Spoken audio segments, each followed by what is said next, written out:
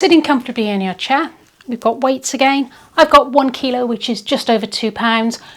You should by now know what sort of weights you're comfortable using. You might want a 1 pound or half kilo weight or something a bit heavier. Go with what you know is right. If you make it to the end of this you've got the right weight. If not, you need something a little bit easier next time. If it's too easy, something harder. Take the dumbbells to about shoulder height. And again, you can do this with these, or you can use water bottles. I'm going to ask you to press the hands up towards the sky and bring them down.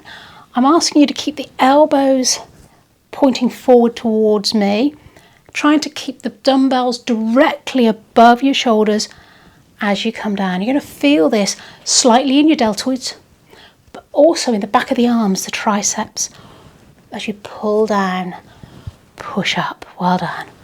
Pull down, push up, pull down. Well done.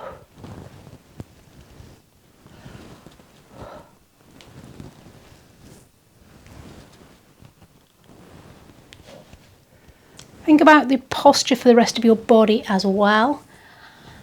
If you've got the right weight, you should just now begin to feel that burn. Okay, let's rest. Gently take those weights down one at a time.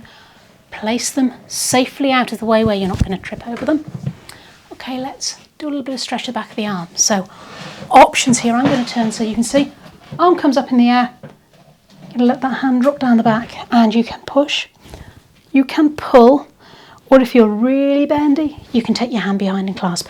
But it's more important to get the stretch in the back of the arm. So if your hands are here, that's a waste of time. You need to be clasping if you're going to clasp, or using a band.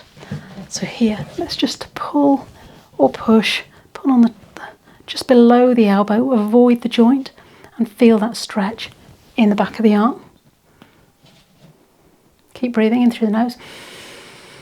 Out through the mouth, sitting nice and upright. Be aware of your posture. Try and keep that neck in line. Keeping the head up. And release. And don't worry, if you're here and you're having to push back and you're still feeling that stretch in the back of the arm, that is fine too. It really does depend how tight this muscle is. Let's change to the other side. Arm comes up, down the back. If you're here, that's fine. You're going to push here. If you can, take the arm all the way up and pull back. If you're really bendy, you might be clasping behind. But really make sure that you are feeling the stretch, not trying to go for the reaching behind version just because you think you should.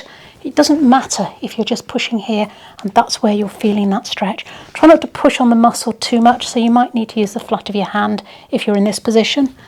If you're up here, I like to clasp my hand over the top so that I've got my hand nicely over the whole of the elbow and not pulling directly on the joint.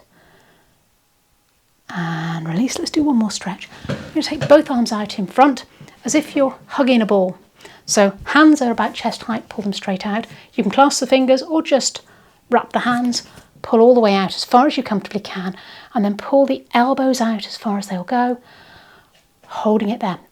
Stay where you are. I'm going to bend forward so you can see I'm in this sort of configuration. Pulling the elbows outwards, feeling that stretch across the middle of the back. Lift the head up, over as if you're going to look down, over a grapefruit and down towards your knees. And just move until you feel that stretch where you need it. If that's too much of a stretch, keep the head up. And release, just shake it out.